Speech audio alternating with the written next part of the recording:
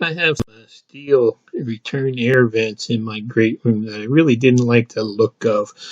And I also had a through the wall fan for my wood stove to help spread the air through the entire house that I kind of wanted to fancy up a little bit. So I decided to make some grills and a trim ring for the fan out of walnut. And this is just kind of the story of making those parts.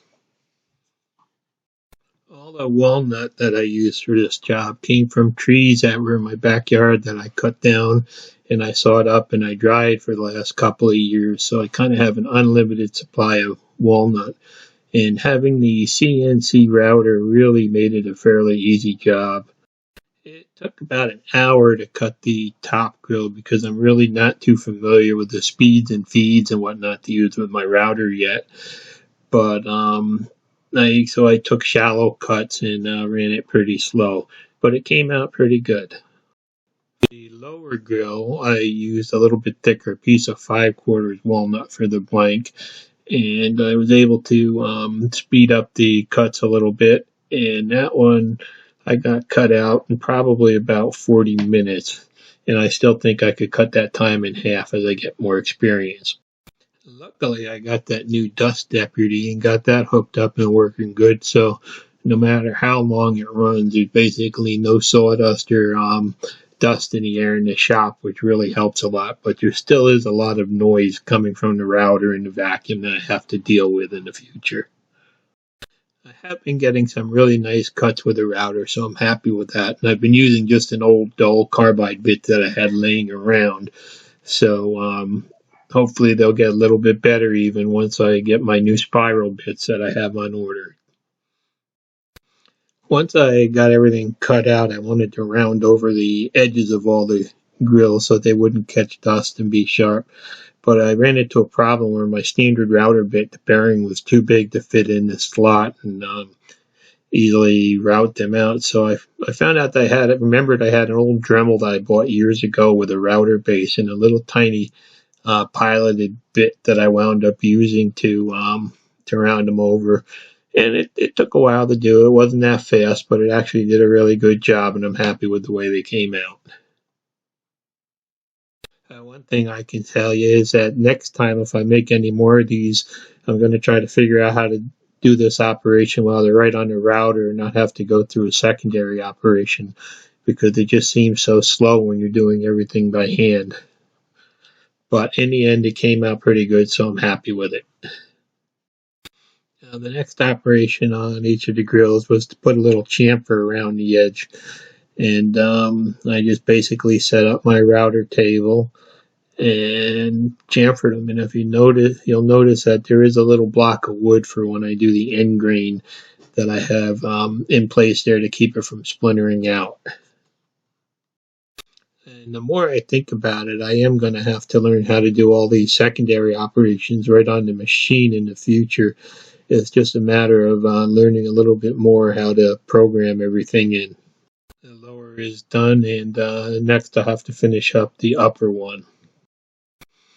To hang the upper grill, I got some of these little metal clips that you recess into the wood, and it actually allows you to have a hidden type fastener for hanging fairly light items. The first thing I had to do was I set up and I routed out a plastic template to use on my little hand router so I could inlay them and get the cutout pretty good and matched up to them. The template was really pretty easy to machine out, and the next thing I had to do was I took my little Harbor Freight trim router that I had made a base for to hold templates, and I mounted a brass bushing and a small bit in there to use that for cutting the pockets out.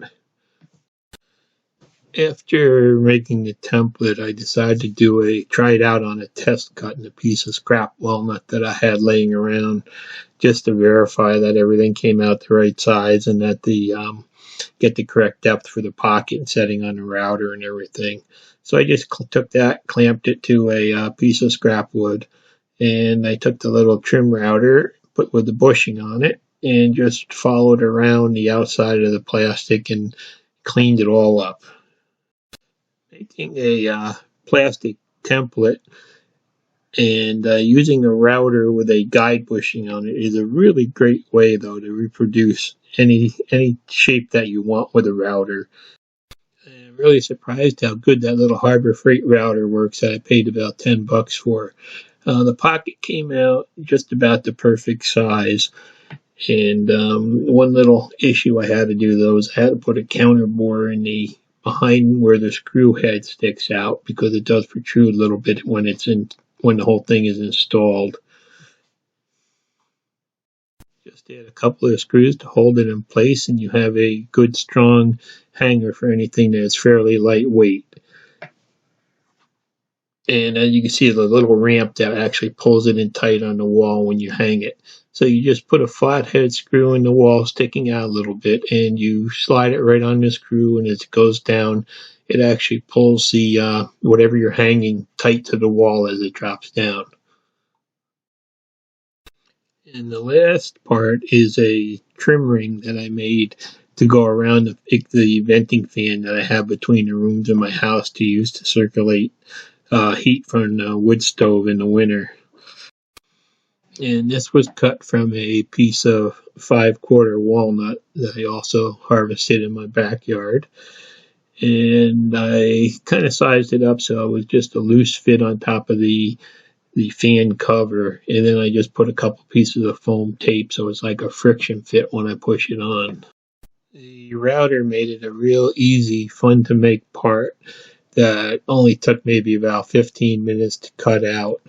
So I'm kind of happy with how the router is performing. It came out a little bit raggedy. It needed a little bit of sanding on the edges and stuff, but luckily no chips or anything out of it. And a little bit of sanding and adding some chamfers and a little bit of polyurethane on it, and it came out real nice. To install them was really pretty easy. I took the old grills off, and you can see there's a doorbell behind the upper one, so I wound up having to put a small piece of plywood in front of it, and then I painted everything inside to match the room. And then I put a couple of screws in and I stuck out just far enough to lock on the hangers that were put in the walnut grill, and just slipped it in place. It takes off about 2 seconds to remove it now for cleaning or anything else. And it came out looking really nice, I think. A lot better than the old grill. Plus it should have a little bit better airflow. Next I installed the lower grill, and that fit nice between the moldings and everything. And then I just kind of popped on the fan cover, which really dressed that up. Thanks for watching. Please subscribe.